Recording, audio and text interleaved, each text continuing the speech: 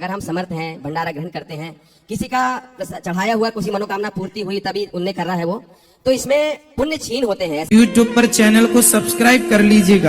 जय श्रीमन नारायण, जय श्री राधे राधे राधे। गुरुजी के प्रिय भक्तों, उत्तर प्रदेश के वृंदावन में आयोजित धर्म और आध्यात्मिक चर्चा के दौरान यह व्यक्ति गुरुजी से प्रश्न करता है कि क्या भंडारे में भोजन करने के बाद व्यक्ति का पुण्य क्षीण हो जाता है और भंडारे में किन लोगों को भोजन करना चाहिए और भोजन करना सही है या गलत। तो जवाब में पूज्य गुरुजी अनुद्धाचार्य जी महाराज ने उस व्यक्ति की जिज्ञासा का कुछ यूं समाधान किया। दोस्तों, इस वीडियो को अंत तक जरूर देखिएगा क्योंकि आज की वीडियो बहुत ही ज्ञानवर्धक होने वाली है, खासकर उन लोगों के लिए जो राह चलते भंडारे लंगर में भोजन करते हैं और उनके मन में यह दुविधा रहती है कि आखिर भंडारे लंगर में भोजन करने का अधिकारी कौन है। दोस्तों, हम आपको ऐसे ही प्रतिदिन लोगों के अनसुलझे प्रश्नों के जवाब आप तक पहुंचाते हैं और ऐसे ही प्रश्नोत्तरी देखने के लिए हमारे चैनल को सब्सक्राइब जरूर करिएगा और हाँ, वीडियो को लाइक और शेयर करना ना भूलिएगा। राधे राधे। गुरुजी राधे राधे जी। आपके चरणों में प्रणाम जी। हम छिंदवाड़ा मध्य प्रदेश से यहाँ वृंदावन पहुंचे।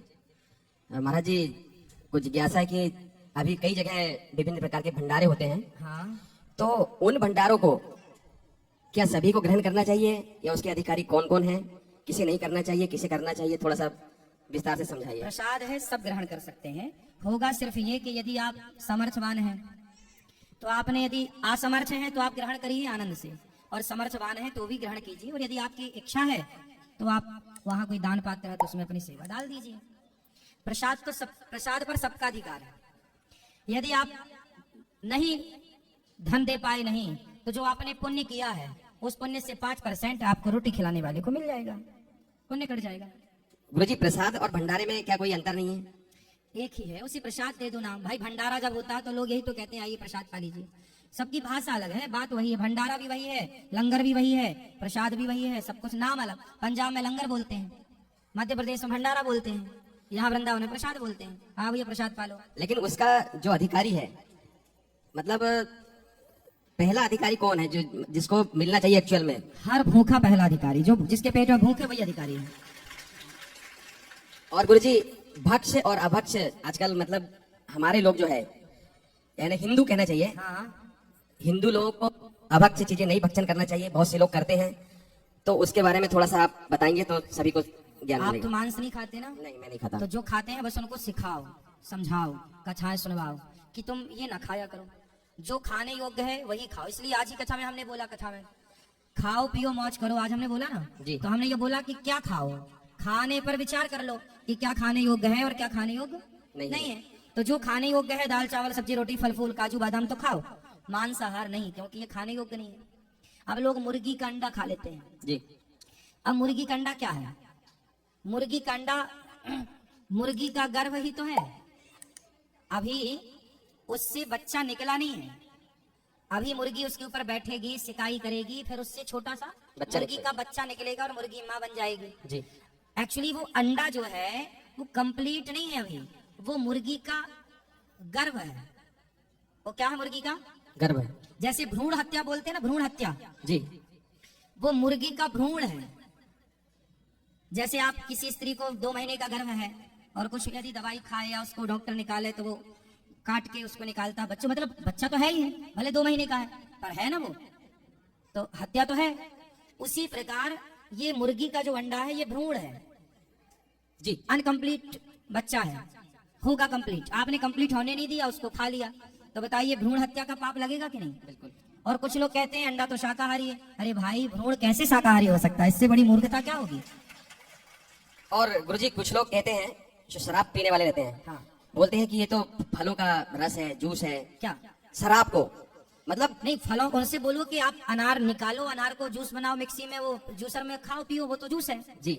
बोले ये नहीं, उनका तर्क रहता है कि भाई ये जूस पीते हैं हम, शराब पीने में कोई दिक्कत नहीं अंतर है ना। तो शास्त्रों के अनुसार शराब कितना वर्जित है, ये थोड़ा सा बताइए। शास्त्रों के अनुसार मैं अभी क्या बताया, महापाप में रखा गया है शराब को।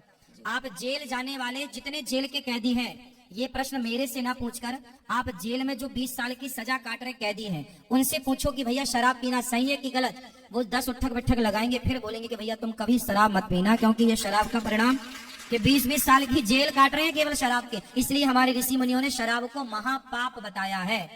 उनको बोल देना कि भाई जूस से शराब की तुलना ना करो, जूस पीने वाला पत्नी का मंगलसूत्र नहीं बेचता, शराब पीने वाला बेच डालता है। और गुरुजी कुछ लोग जो है भगवान भोलेनाथ से बोले कि उन्होंने ऐसा भंग पिया, हम भी पिए। कहाँ पिया? उनके बाप ने देखा है शंकर जी को भांग? शंकर जी ने जहर पिया है, भांग कहाँ पिया? बताओ, उनसे जी। पूछो, उनके बाप दादों से पूछो कि तुम्हारे बाप दादों ने शंकर जी को भांग पीते देखी है? जी, देखी है? उनका तर्क इस प्रकार से तर्क रहता है मूर्ख गुरुजी। है, ऐसे लोगों को मिर्ची का धुआं चाहिए। जी, शंकर जी को गांजा पीने वाली फोटो बना के चिलम हाथ में देके बैठा, शंकर जी का इससे बड़ा अपमान क्या होगा? आप हिंदुओं की गलती है, आप कुछ भी एक्सेप्ट कर लेते हैं। शंकर जी ना कभी भांग पीते हैं, ना शंकर जी कभी गांजा पीते हैं, शंकर जी जहर पीते हैं। तुम्हारे बाप में दम है तो तुम पी लो, जी, है ना? बिल्कुल।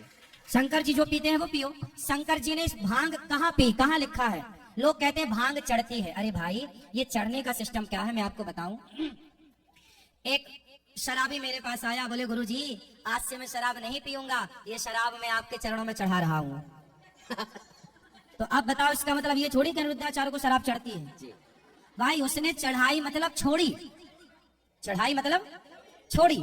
अब शंकर जी के मंदिर में कोई शराबी जाए, है भोलेनाथ ये बोतल अब आप संभालो, मैं नहीं पीऊंगा शराब, ये भांग आप संभालो, मैं भांग नहीं पीऊंगा, ये गांजा आप संभालो, इस तरह चढ़ता। जैसे भागवत जी में बोलता हूँ तो मैं बोलता हूँ कि भाई आप अपने सारे नशा भागवत जी को चढ़ा दो और यहाँ से बिल्कुल आनंदित होकर घर जाओ। शराबी शराब चढ़ाए, जुआड़ी जुआ चढ़ाए, तो अब कोई ताश की गड्डियां लेके आ जाए चढ़ाए भागवत जी में। जी भागवत जी में तो ताश चढ़ता है। अरे चढ़ने का मतलब ये है कि उसने आज से अपने इस गलत आचरण को छोड़ा है। ये तो शंकर जी पर भांग किसी ने इसलिए चढ़ाई होगी कि उसकी माँ ने 2 थप्पड़ मारे होंगे, क्यों रे भांग ज्यादा पीता है, तो माँ से बोला अच्छा तो मेरा विश्वास मान, ये मैं शंकर जी को चढ़ा रहा हूँ, अब से नहीं पीऊंगा। तो ये छोड़ने का है। अब ये कुछ लोग अरे शंकर जी पे भांग चढ़ी, शंकर जी पे चढ़ा, अब कुछ शंकर जी का नाम लेके गांजा पी रहे हैं। अब बताओ कहाँ शंकर जी ने गांजा पिया? इतनी मूर्खता भरी है, इतनी मूर्खता भरी है, क्या क्या करें। इन सबको मिर्ची का धुआं दें तो मिर्ची खत्म हो जाए। गुरुजी एक बार और फिर से, समर्थ व्यक्ति यदि भंडारा ग्रहण करते हैं तो जो भूखा व्यक्ति उसका पहला अधिकार है, आपने बताया, लेकिन अगर समर्थ है तो वो कहीं भी भोजन कर सकता है। कहाँ के लिए बात कर रहे हैं आप? कहीं पे भी भंडारा होते हैं। देखो समर्थ असमर्थ ठीक है, ये तो भंडारा जो कर रहा है वो सबको बांट ही रहा। बात ठीक कह रहे हैं आप कि यदि आपके पीछे कोई भूखा लगा है और आप यदि ग्रहण कर सकते हैं तो उसको मौका दीजिए पहले, बात ठीक है आपकी। अगर मैंने ग्रहण कर लिया और उसको नहीं मिला तो मुझे मैं कितना दोषी हूँ उसमें? दोषी अपराधी तो नहीं है, लेकिन ये तो देखिए समझ की बात है, ये तो समझ की बात है कि उसे मौका दिया जाए, शिष्टाचार है। हमने ये भी सुना है कि अगर हम समर्थ हैं, भंडारा ग्रहण करते हैं, किसी का चढ़ाया हुआ किसी मनोकामना पूर्ति हुई तभी उनने कर रहा है वो, तो इसमें पुण्य छीन होते हैं, ऐसा मैंने सुना हूँ। हमने बोल तो दिया कि 5% आपका ट्रांसफर हो जाएगा, वही तो क्षीण है। जी, वो 5% कट गया आपका, 10% कट गया, बस यही है और क्या है। ठीक है गुरुजी, प्रणाम गुरुजी। क्षीण राधे का राधे। मतलब यही है।